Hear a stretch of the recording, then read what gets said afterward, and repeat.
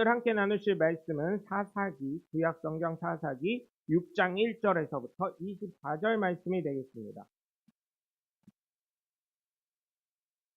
구약성경 사사기 6장 1절에서 24절이 되겠습니다. 제 성경책으로는 369쪽에 있습니다.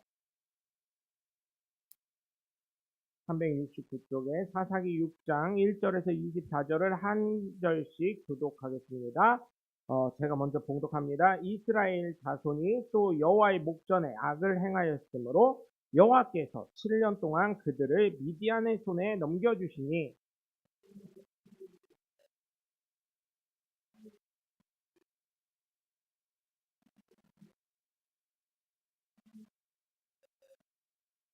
이스라엘이 파종한 때면 미디안과 아말렉과 동방 사람들이 치러 올라와서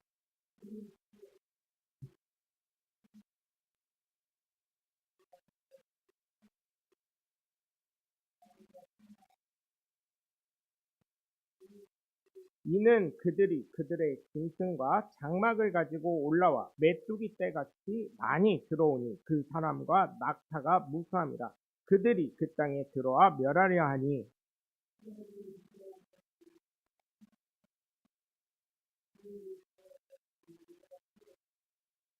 이스라엘 자손이 미디안으로 말미암아 여호와께 부르짖었으므로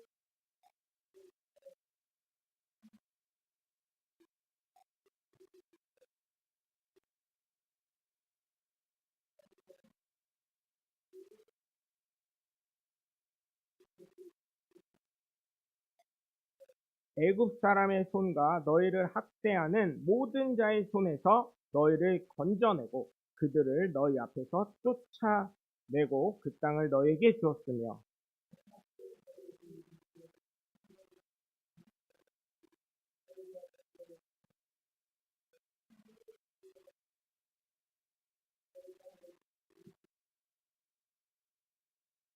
여호와의 사자가 아비에셀 사람 요아스에게 속한 오브라에 이르러 상수리 나무 아래 앉으니라. 마침 요아스의 아들 기드온이 미디안 사람에게 알리지 아니하려 하여 밀을 포도주 틀에서 타작하더니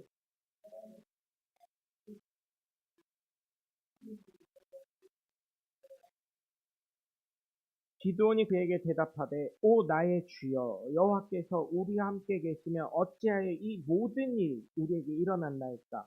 또 우리 조상들이 일찍이 우리에게 이르기를 여호와께서 우리를 애굽에서 올라오게 하신 것이 아니냐 한 그 모든 이적이 어디 있나이까. 이제 여호와께서 우리를 버리사 미디안의 손에 우리를 넘겨주셨나이다 하니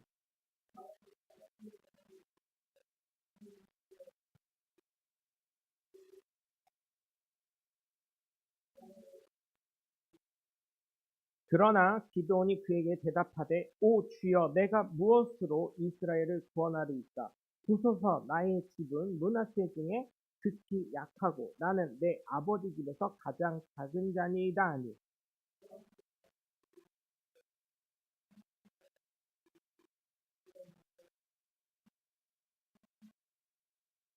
기드온이 그에게 대답하되 만일 내가 주께 은혜를 얻었사오면 나와 말씀하시니가 주 되시는 표징을 내게 보이소서.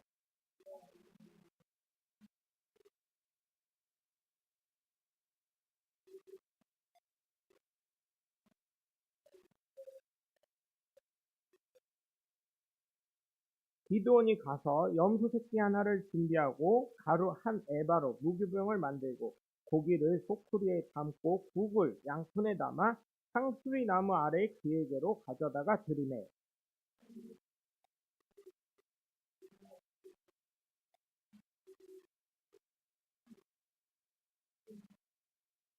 여호와의 사자가 손에 잡은 지팡이 끝을 내밀어 고기와 무교병에 대니 불이 바위에서 나와 고기와 무교병을 살랐고 여호와의 사자는 떠나서 보이지 아니한지라.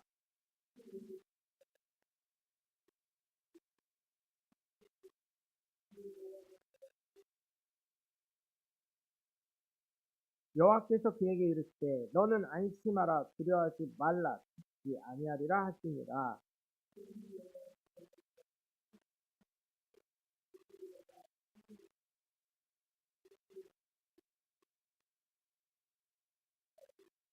아멘. 할렐루야. 거룩한 주일 하나님의 전에 찾은 여러분 모두를 주 예수 그리스도 이름으로 환영하고 축복합니다. 우리 함께 말씀 나누시기 전에 비번 꽉 쥐시고 하나님은 살아계시다. 세 번만 시작. 하나님은 살아계신다. 하나님은 살아계신다. 하나님은 살아계신다. 아멘. 둘째 예수님 내 구주 시작. 예수님 내 구주, 예수님 내 구주, 예수님 내 구주. 아멘. 끝으로 성령님은 지금도 역사하신다. 시작.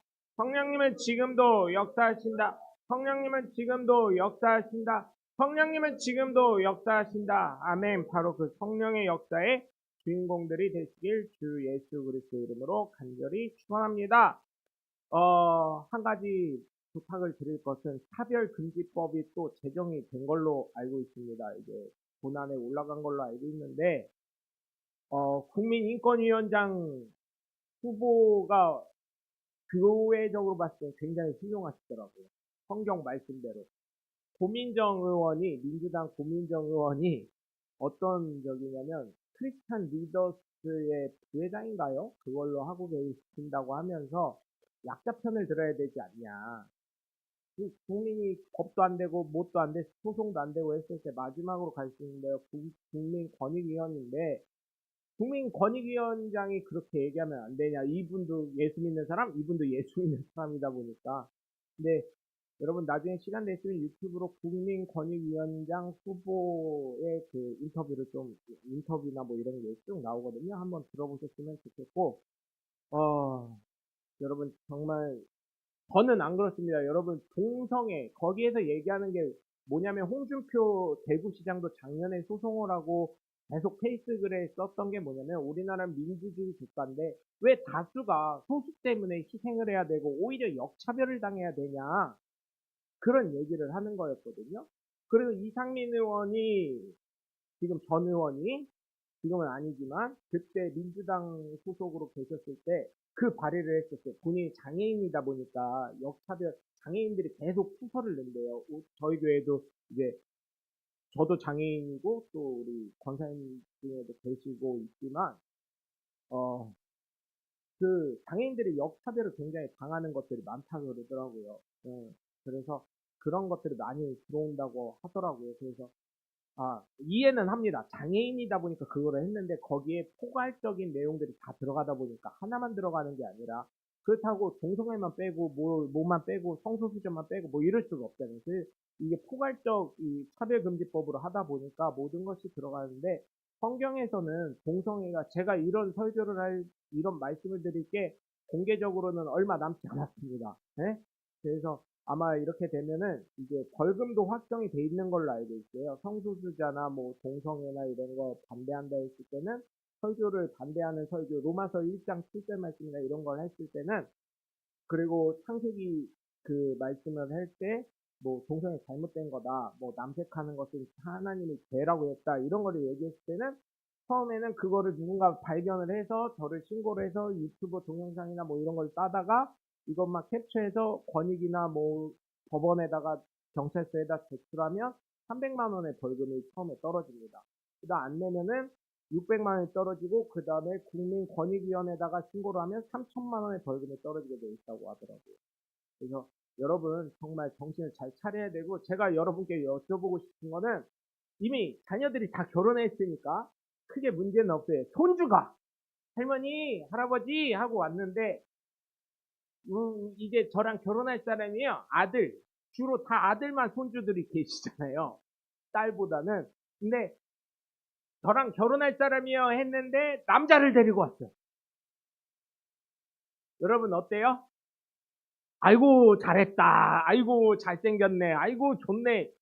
이렇게 하실 거예요? 아니면 이놈의 자식이 시작해가지고 무슨 가문을 망칠 저기가 있나? 요즘에는 자녀도 많이 나요. 2명 뭐 진짜 이게 참 애국한다고요. 예수 믿는 사람들이 애국한다고 저는 둘밖에 못 낳지만 이제 제 친구들이나 저기 밑에 동생들 보면은 후배들 보면 셋 낳으신 분들이 간혹 있더라고요.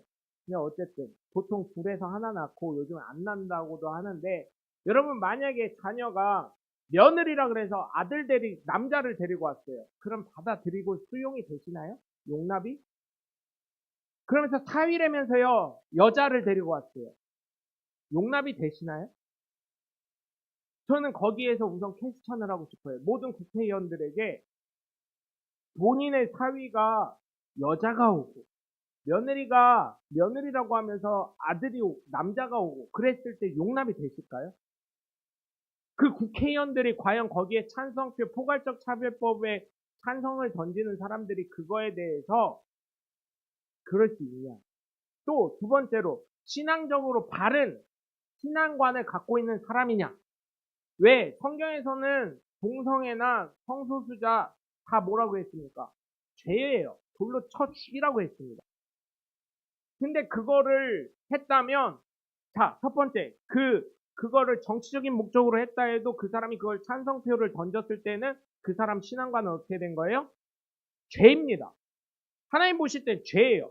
그러면서 그 사람들이 하는 얘기가 동성애자들을 왜, 목사님들을 왜 반대하고 왜 잘못됐다고 하냐? 하나님이 죄라고 하니까. 성경에 죄라고 되어 있으니까. 목사는 하나님의 말씀을 대변하는 스피커이기 때문에 성경에 있는 그대로 그랬더니 그 얘기를 뭐라고 하냐면 영해를 해야지 그렇게 문자적인 해석을 하면 돼요.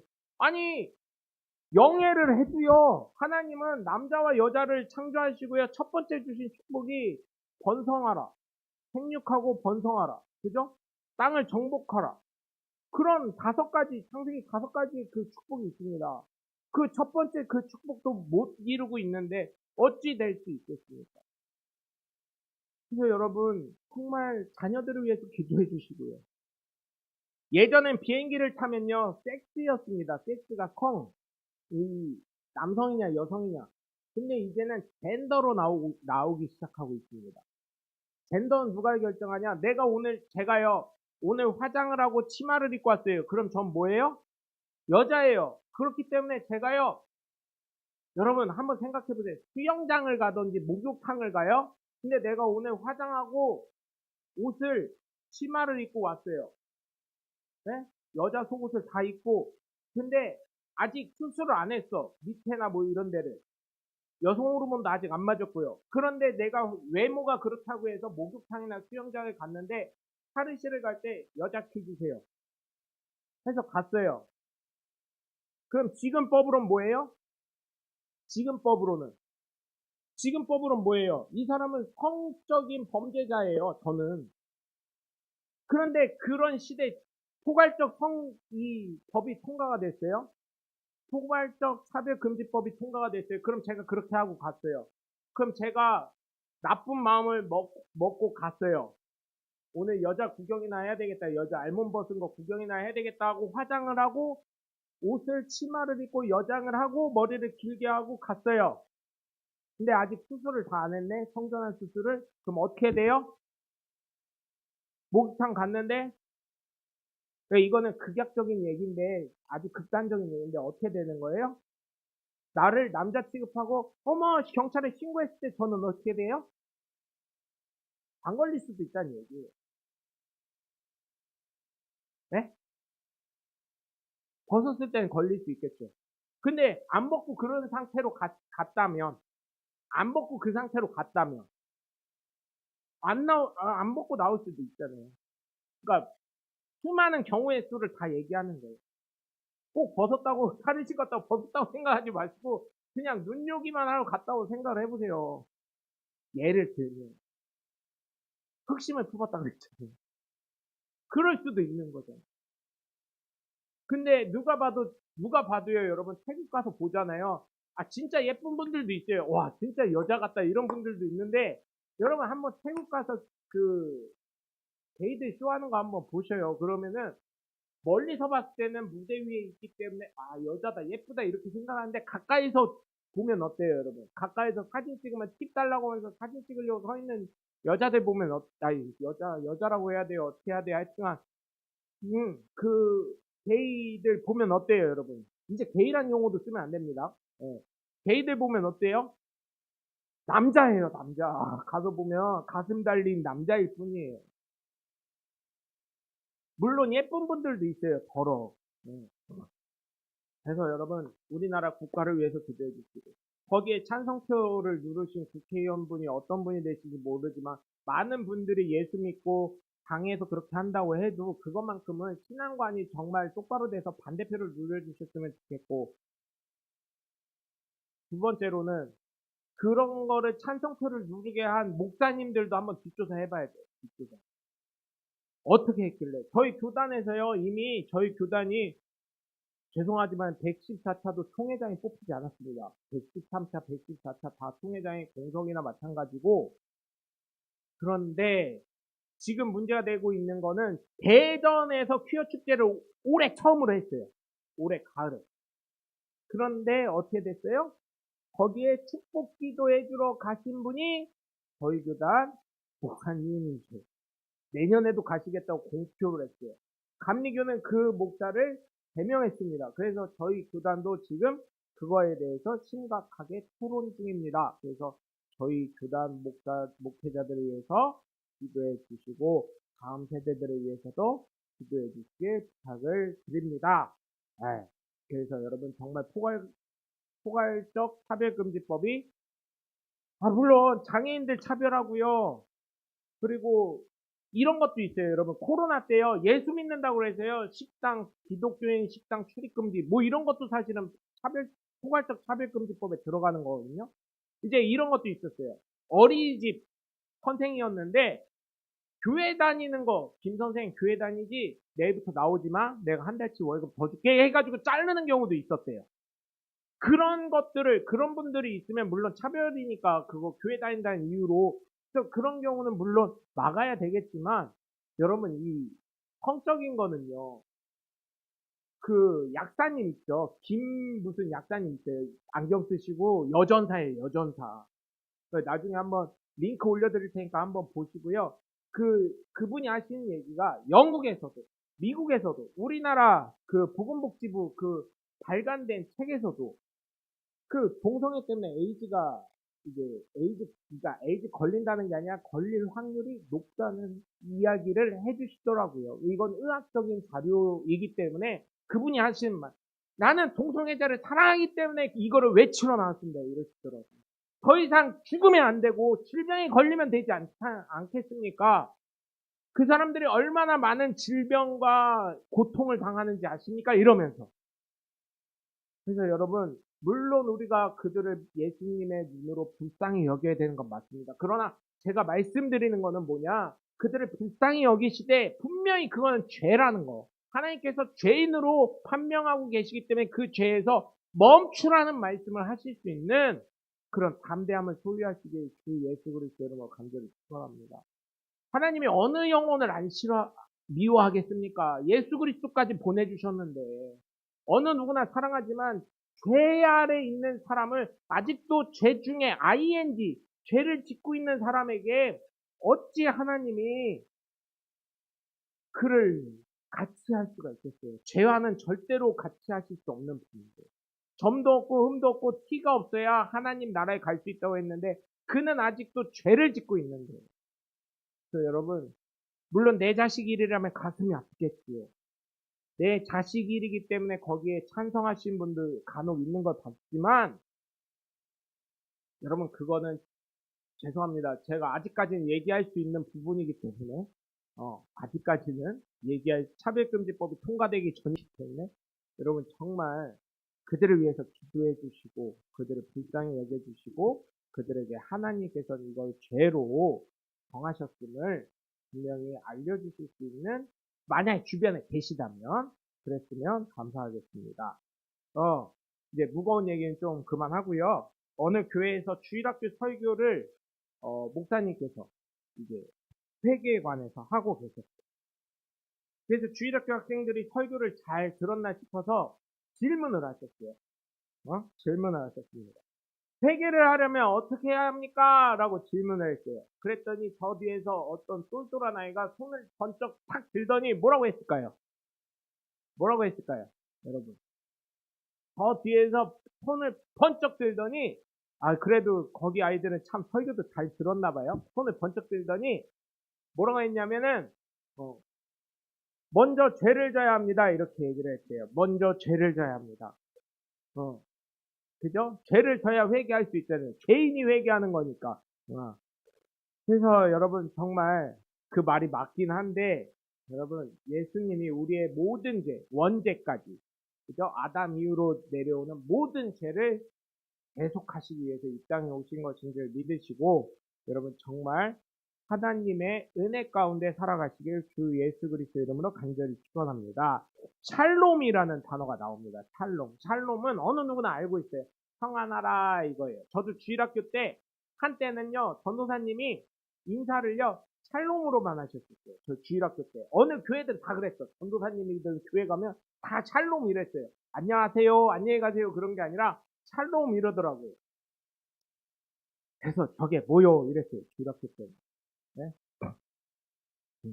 어린 시절에 그러면서 노래 이제 교회 끝날 때 제일 좋았던 찬양이 그거였어요. 축도도 축도지만 샬롬 안녕 친구요 편히 가시오. 이제 갈 때구나 이제. 그때 그 전까지는 애들이랑 떠들고 장난치고 돌고 그래도 안녕 친구요 편히 가시오 하면 이제 갈 때다. 이제 축도다. 이제 간다. 주기도문 한다. 막 이렇게 하면서 좋아했었는데 여러분 사람은요 제가 살아보면서 보니까요 두 가지를 추구하더라고요. 두 가지. 첫 번째는요 행복입니다. 네? 여러분 웰빙 열풍이라고 들어보셨죠? 웰빙 자체가요 행복이라는 뜻이에요. 그래서 웰빙 열풍 들을 때 다이어트 엄청 하고 운동하고 그랬죠. 왜요? 행복하려고. 그리고 여러분 돈을 왜 벌어요? 행복하려고. 또 두 번째로는 원하는 게 평안함이에요. 편안함. 왜 편안하려고 해요? 왜 돈을 벌어요? 편안하려고. 네? 왜 운동을 해요?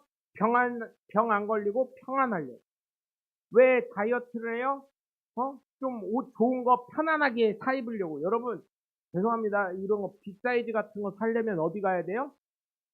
두 가지 방법이 있어요. 하나는 인터넷에 빅사이즈 이거 치면 나와요. 두 번째는 어디 가시면 돼요? 이태원에 가시면 됩니다. 이태원 미군 그 옷 파는데 뭐 이런 데 가시면 평택 기지 들어가실 수 있으면 거기 가셔도 돼요. 거기 가면 빅사이즈 옷을 팝니다. 아니면 또 세 번째 방법으로는 미국을 가시면 돼요. 미국이나 캐나다, 뭐 유럽 이런 데 가시면 돼요. 거기 가면 빅사이즈 옷을 팔아요. 그래서 편안하려고 돈을 벌고, 편안하려고 운동하고, 편안하려고 다이어트하고, 편안하려고 그러는데 그 과정이 어때요? 저는 엄청나게 힘들고 엄청나게 불편하더라고요. 음. 그래서 이 두 가지를 확보하게 된다면 다른 것들이 눈에 들어오기 시작하더라고요. 내가 평안해지고 내가 행복해질 때 다른 것들을 볼 수가 있는 시기가 오는 시점이 됩니다. 그래서 저희는 예수님 믿는 저와 우리 모두가 어떻게 해요? 정말 예수님이 주시는 평강을 소유하실 주 예수 그리스도 이름으로 간절히 축원합니다. 네. 샬롬이라는 단어는 아람어의 살람과 같은 어원을 가진 단어로 히브리어로 평화, 평안을 의미하는 말입니다.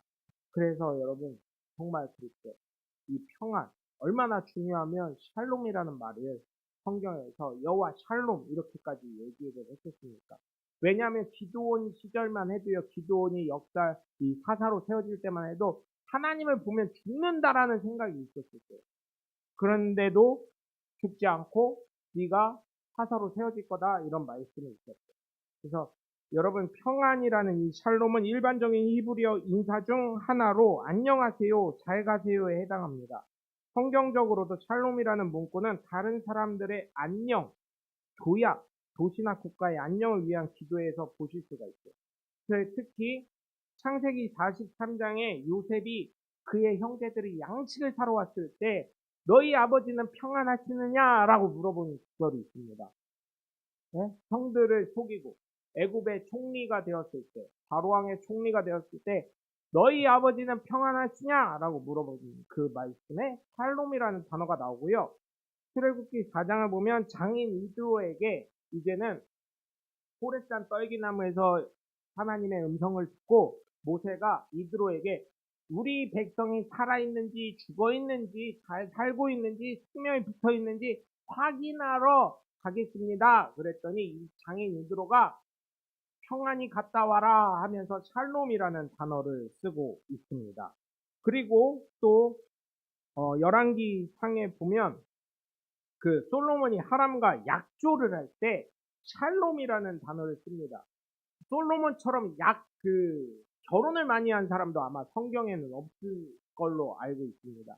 의자왕의 삼천궁녀가 물에 빠져서 죽은 걸 기억하시죠? 우리나라 역사에. 아마 솔로몬이 더 많지 않았을까? 쓰여진 거 말고도. 왜냐면 수많은 나라와 평화를 얻기 위해서 국가의 번영을 위해서 엄청난 조약을 했는데 수많은 나라의 공주들과 결혼을 했기 때문입니다.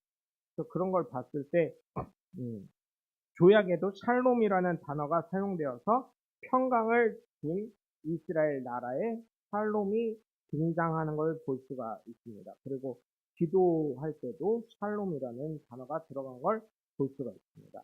오늘 말씀을 보시면 마지막 부분에 기도원이 하나님의 부르심을 받고 여호와의 사자를 대면했음을 걱정하면서 죽을까 했는데 여호와의 사자가 죽지 않을 거라고 하면서 여호와 샬롬이라는 고백이 나오는 것을 볼 수 있습니다. 이것처럼 하나님이 끝까지 책임지시는 저와 여러분이 되시길 주 예수 그리스도 이름으로 간절히 축원합니다. 첫 번째로 샬롬은 회복이 전제가 돼야 될 수 있습니다. 왜 회복이 전제가 돼야 되냐면 여러분 고난 중에 내가 아픈데 내가 고난 중에 있는데 내가 시험 중에 있는데 샬롬이 됩니까? 평강이 옵니까? 다른 사람이 눈에 들어와요? 아닙니다. 제가 아프면요 아무리 옆에서 아파 이렇게 도와줘도 고맙기는 합니다. 그런데 어때요? 아픈 것 때문에 말조차 걸으면 어때요? 말 걸지 마. 그치? 짜증나요. 말 걸지 마. 짜증나. 도와줄 것만 도와줘. 안 그러면 가고. 이 말이 이렇게 나오는데도 어때요? 이 사람 도와주러 왔는데 근데 너무 아파 보세요. 그냥 끙끙거립니다. 끙끙거려요. 그리고 그게 다 귀찮아지고. 괴로우면 평강할 수가 없습니다. 힘이 들고 내가 아프면 평안할 수가 없어요. 여러분, 사사기의 전제는 네 가지의 흐름으로 나와요. 네 가지의 흐름. 첫 번째는 평안해요. 아무 문제 없어요. 잘 먹고 잘 살아요. 아우, 잘 먹고 잘 살아. 우리 잘 하고 있어. 이렇게 해요. 두 번째로는 어때요? 하나님과 멀어져요. 바람 펴요. 다른 신에 섬기기 시작돼요. 하나님의 말씀과 멀어집니다. 그걸 하나님이 이제는 괘씸하게 생각해서 오늘 말씀에 있는 것처럼 다른 민족을 들어서서 이스라엘을 괴롭히게 하십니다. 그러면은 이제 그걸 보고 이제 회개하고 하나님께 매달리면 오늘 본문에 있는 사사들을 세우셔서 어떻게 해요? 이스라엘을 회복시켜 주세요. 이 네 가지의 쳇바퀴가 계속 돌아가는 게 사사기예요. 어쩌면 우리의 삶도 그런지 모르겠습니다. 우리 여러분 어떤 분이 그러시더라고요. 하나님이 왜 기도응답 안 하시는지 아냐. 하나님이 왜 기도응답 안 하시는지 아냐. 왜 그럴까요? 네? 왜 그럴까요? 그 기도응답 해주면 또 다시 나 보러 안 오잖아. 사사기야 같은 사사기. 그러다 또 힘들어지면 어떻게 해요? 또 하나님 앞에 기도하러 오니까. 그래서 어쩌면 인생사가 사사기와 같지 않은가, 사사기 말씀에 이 네 가지 쳇바퀴 돌아가는 것과 같지 않은가, 그런 이 말씀 준비하면서 그런 생각도 해봤습니다. 우리가 여러분 처음으로 예수님을 진심으로 만나고 체험했을 때 이것을 첫사랑했다고 합니다. 그 사랑 덕분에 모든 것이 다 하나님의 은혜로 느껴지지요. 그와 마찬가지로 이스라엘 백성들이 미디안의 괴로움의 원인을 찾다가 하나님에 대한 사랑을 회복하자 하나님께서는 그들의 기도를 들으시고 회복시켜 주십니다. 오늘 본문 1절에서 10절까지의 말씀이 그런 내용이 되는 거예요. 이스라엘의 악행이 있기 때문에 하나님께서는 미디안 백성을 들어 쓰셔서 이스라엘을 벌하십니다. 그런데 어떻게 벌하셔요? 파종만 하면 이제 미디안 백성들이 와서 이스라엘을 괴롭히러 민족을 말살하러 옵니다. 그런데 파종만 하니까 어떻게 해요? 파종을 하면 그 다음에 싹이 트고 줄기가 커서 열매를 맺어야 되는데 어떻게 되는 거예요? 파종만 하면 찾아와서 말살시키려고 합니다. 그러니까 어떻게 돼요? 그 종자씨는 뭐라 그래요? 옛날 농사 지으시는 분들이 다른 건 다 먹어도 종자씨 먹으면 어떻게 돼요? 안 되는데 어떻게 돼요? 예를 들어서 너무 배고파가지고 요즘은 그런 것도 없지만 요즘에는 그런다며요. 아니, 빵집 가서 빵 사 먹으면 되죠. 아, 라면 끓여 먹으면 되죠. 그땐 그런 게 어딨어요. 그러니까 어때요? 아유, 겨울 지나서 봄에 종자씨 이거 좀 심으려고 했는데, 저기 보면 종자씨 있는 걸 알거든. 왜냐면 엄마가 혹시나 그거 먹을까봐 저기에 내년에, 밭에 뿌릴 종자씨 있는데 그거 먹으면 다리 몽둥이 부러지는 줄 알아. 이렇게 얘기했거든. 근데 어때요? 다리 몽둥이 부러지더라도 내 배고픈 게 더 먼저거든. 내가 아직 불편하거든요. 내가 아직 평안한 상태가 아니거든. 그러니까 어때요? 나중에 두들겨 맞더라도 진짜 부러지기는 하겠냐 하고 그 종자씨 먹다가 어떻게 돼요? 정말 비 오는 날 먼지 나도록 맞게 되는 것처럼. 그래서 파종만 하면은 이제 어떻게 돼요? 미디안이 오니까 점점 공식해집니다. 그리고 나서 하나님께 회개합니다. 하나님께서 말씀하시기를 회복시키려고 하신다는 거예요. 혹시나 여러분 평강이 없으십니까? 괴로운 일이 있어요? 하나님 앞에 기도하시고 회복이 먼저 하나님과의 관계가 회복이 되시길 주 예수 그리스도 이름으로 간절히 축원합니다. 두 번째로 샬롬은 겸손할 때 하나님의 은혜로 나타나는 줄 믿으시길 바랍니다. 하나님은요 늘 역사하실 때 사람을 통해서 역사하시는데요. 어떻게 역사하세요? 겸손한 사람. 여러분 초대왕 이스라엘의 초대왕 사울왕을 한번 생각해 보세요. 그가 처음에 겸손했어요. 그런데요 그가 교만해지고 그의 동상을 막 가는 데마다 기념비를 세우다 보니까 어떻게 돼요? 하나님이 악신이 들리게 하고 다윗에게 창을 던지고 다윗을 죽이러 다닙니다. 아니 이스라엘의 부국강병을 위해서 힘써야 될 왕이 자기의 신하 하나 그것 뭐 때문에 그래요? 여자들이 뭐라 그랬어요? 사울은 천천히요 다윗은 만만히요 이 한 스토리에 이게 확 돌아가지고 다윗 죽여야지 이렇게 돼버려요. 그런데 하나님은 사람을 통해서 역사하시면 꼭 겸손한 사람을 통해 역사하십니다. 왜냐하면 하나님은요 우리가 학을 뗀다고 하잖아요. 아우 저건 학을 떼야 돼. 제가 원수가 3명이 있다고 말한 것처럼요. 학을 떼는 사람들이 있다고 하잖아요. 하나님은요, 교만의 학을 떼십니다. 겸손하지 못한 거에 학을 떼세요. 왜? 인류의 첫 번째 범죄가 뭐였어요? 불순종이었어요. 그런데 불순종의 그 바탕이 되는 건 뭐였어요? 뱀이 뭐라 그랬어요? 하와한테. 아니야. 하나님이 너희가 하나님처럼 될까봐, 하나님처럼 눈이 밝아질까봐 니네가 하나님처럼 될까봐 선악과 못 따먹게 하신 거야, 못 먹게 하신 거야. 그랬더니 하와의 눈이 어떻게 됐어요? 고함죽도, 먹음죽도. 그래서 그거를 어떻게 하나님은 혼자만 하나님 되려고 해? 나도 하나님이 돼보고 싶어 하는 뭐가 들어가요? 교만함이 들어가요. 욕심이 들어가는 거예요. 그래서 어떻게 돼요? 그 선악과를 따먹고 우리가 이렇게 괴로운 삶을 살고 있는 거예요. 샬롬을 추구하는 삶을 살고 있는 거예요. 그래서 천국 가면 어떻게 해야 된다고요? 아담을 만나게 되면 예수님 아담을 불러주세요 하고 이렇게 한 다음에 똑바로 상의 이렇게 하고 어떻게 해요? 빗방맹이를 왕복으로 10대씩은 딱 때려야 된다고 제가 분명히 말씀드렸어요. 뭐 천국 가면은 그런 마음이 들지 안 들지 모르겠지만 지금 마음은 그래요. 하와랑 아담 딱 세워놓고 아무리 뭐 아담 할아버지 하와 할머니라도 빗방맹이 10대씩은 갈겨야 된다고 저는 생각을 합니다. 그 둘 때문에 이 수많은 인류가 얼마나 큰 고통을 겪고 있어요. 하지 말려면 안 하면 되지. 그죠? 그래서 성경은 늘 말씀하시죠. 겸손하라고. 하나님은 마음을 감찰하시는 분이에요. 그래서 저는 정말 예수님 믿는 저와 우리 모두 하나님이 보고 계신다는 그 믿음을 가지고 겸손한 삶을 살아가시길 주 예수 그리스도 이름으로 간절히 축원합니다. 안 그래도요, 여러분 그 말석에 앉으라고 하잖아요. 높은 데 앉지 말고 성경에서 예수님 뭐라고 하셨어요? 제일 말석에 앉아라. 가운데 앉지 말고 중앙에 앉지 말고 높은 자리에 앉지 말고 말석에 앉아라 그랬더니 제가요 그래서 어느 모임을 갔는데 진짜 말석에 앉았어요. 문 제일 가까운데. 저의 마음은요, 사실은요, 그 성경 말씀보다는요, 눈치 봐서 튀어야지, 눈치 봐서 빨리 가야지, 이 뭉쳤는데, 아니, 명목사 빨리 와. 막내가 제일, 저기 어른 옆에 앉는 거야. 자기들도 불편하니까. 그래서 앞으로 이렇게 끌려 나간 적이 있거든요. 그래서요, 그날은요, 빨리 들려고, 바람과 함께 사라지려고 이렇게 했다가요, 거기 붙잡힌 적이 있어요. 그런데 성경적으로 나중에 이 말씀 준비해서 보니까 그 말씀이 맞더라고요. 말석에 앉으니까 높여주시더라고요.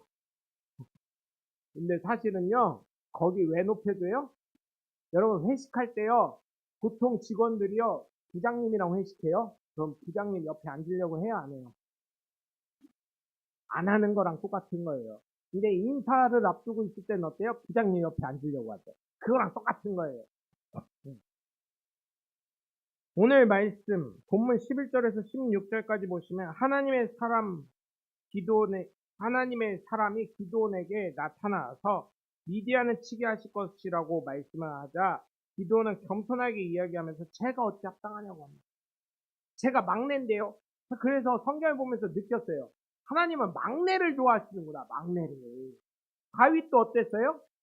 막내였어요. 기도원도 막내였어요. 그런 걸 봤을 때, 야, 우선 하나님한테 쓰임 받으려면 막내가 돼야 되는구나. 막내가 돼야 돼요. 막내는 어때요, 여러분? 요즘은 막내가 왕이더만요. 근데 옛날 막내는 뭐였어요? 재산도 못 받아요. 옛날 막내는 항상 꼬드발이에요. 있으나 마나한 존재가 돼요. 그냥 엄마만 생각을 하지. 그리고 형들, 누나들한테 엄청 혼나죠, 막내는. 뭘 해도 혼나, 잘해도 혼나고, 못해도 혼나고. 그래서 보니까 막내예요. 기도원이 막내라고 얘기를 해요. 그러면서 제가 어찌 합당하냐고 이야기를 하지만 하나님은 기도원과 함께 하신다고 하십니다. 이렇게 하나님은 사람을 쓰실 때 겸손한 사람, 그런 사람을 쓰시는 줄 믿으시고 늘 겸손한 하나님의 귀한 자녀들 되시길 주 예수 그리스도의 이름으로 간절히 축원합니다. 그럴 때 하나님은 무명한 자 같으나 유명하게 하시고요. 가난한 자 같으나 부유하게 하시는 줄 믿으시길 바라요. 세 번째로 샬롬은 하나님과 함께 하심이 분명하게 나타나는 줄 믿으시기 바랍니다. 사실 예수를 믿는 사람으로서 기도를 하죠. 특히 더 언제예요? 내가 불안할 때, 내가 힘이 들 때, 내가 괴로울 때 더 기도하죠. 물론 평상시에도 합니다만 내가 불안정한 상태에 있을 때 누군가를 의지하게 됩니다. 그래서 여러분 어때요? 어때요? 뭔가 내가 답답한 게 있을 때 기도하면 어때요? 하나님이 뭔가 들어주실 거예요. 하나님이 응답하실 것 같아요. 근데 저는요, 그게 맞다고 생각을 합니다. 왜? 그리고 걱정을 대부분 안 하게 돼요. 기도를 하면 이상하게. 저는 그래요. 저는. 그리고 그게 굉장히 성경적이에요. 성경에 뭐라 그랬어요? 예수 이름으로 기도한 것은 이미 다 받은 줄 알라고 하셨어요. 이게 굉장히 성경적이에요. 그래서 저는요, 기도할 때도요, 저희 교회도 사실 어려움을 겪을 때마다 기도하고, 하나님 기도했으니까 하나님 책임져줘요. 그런데 이제 이게 빨리, 사실 기도가 빨리빨리 응답이 안 될 때는 어때요? 하나님 잊어버렸어요? 내가 순번이 좀 늦었나? 번호표 타러 가야 되나? 막 이런 기도도 한 번씩 하고, 땡깡도 피고, 이렇게 얘기를 하는데, 하나님 분명히 약간 서운하지만 그래도 하나님이 응답해 주신 줄 믿으시고, 여러분 교회에 되는 일들, 지금 뭐 월세 살고 있는데, 아니에요. 아니에요.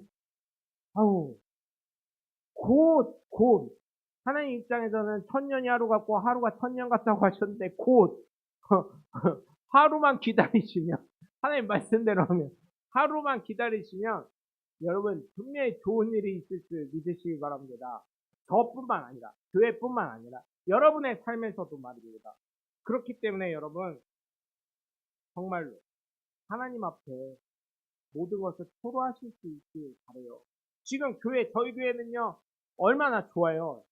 여기서 소리 질러도요, 잘 소리가 밖으로 안 나가요. 네? 교회 자주 오셔요. 네? 교회 자주 오셔가지고 노래방 가서 하실 거 여기서 그냥 핸드폰 켜고 노래 틀어놓고 그냥 소리 지르면서 기도하면 누가 알아요? 예? 그렇게 하시고 정말 여러분 교회를 위해서도 기도해 주시고 저도 여러분의 삶을 위해서 기도할 테니까 여러분 정말 그렇게 되시길 주님의 이름으로 간절히 축원합니다. 오늘 보면 17절에서 24절까지 보시면 기도원이 하나님의 사자에게 표징을 요구하죠. 그러자 그 표징을 보여주면서 기도원과 함께 하실 것을 확신시켜 주십니다. 그런데 기도원은 저처럼 걱정을 좀 달고 사는 사람 같아요. 그자가 그걸 표징을 봤는데 하나님이 쓰신다고 야 미디안을 한 사람 치는 것처럼 할 거야 그렇게 하셨는데도 아직 전쟁했어요 안 했어요? 전쟁 안 했음에도 불구하고 아유 어떡하지? 내가 하나님의 사자를 봤는데 나 죽는 거 아니요? 아직 전쟁하지도 않고 미디안 사람을 치지도 않았는데 나 죽는 거 아니야? 하나님 사람 보면 죽는다 그랬는데 저랑 비슷해요. 그자 그걸 알고 하나님이 뭐라고 하셔요 또? 아유 죽지 않을 거야. 너와 함께 할 거야. 라고 이제 말씀을 하시는 거예요. 그래서 기도원이 거기서 제단을 쌓고 그것을 여호와 샬롬이라고 하였다는 것입니다. 여러분 이처럼 하나님께서는 온전히 함께 하심을 약속하신 줄 믿으시기 바라요. 예수 믿는 저와 여러분에게 내 마음속에 성령님을 보내주셔서 그 말씀에 귀를 기울이고 때로는 내가 힘들고 괴로울지라도 그 신음소리에 응답하신 하나님이 계시니 여러분 하나님이 함께 하신다는 거 분명히 나타나요. 지금의 혹시나 괴로움과 어려움과 고난이 있을지라도 하나님께 모든 것을 다 토로하실 수 있습니다. 저와 여러분이 되시고 하나님이 주시는 평강, 여호와 샬롬을 소유하시길 주 예수 그리스도 이름으로 간절히 축원합니다.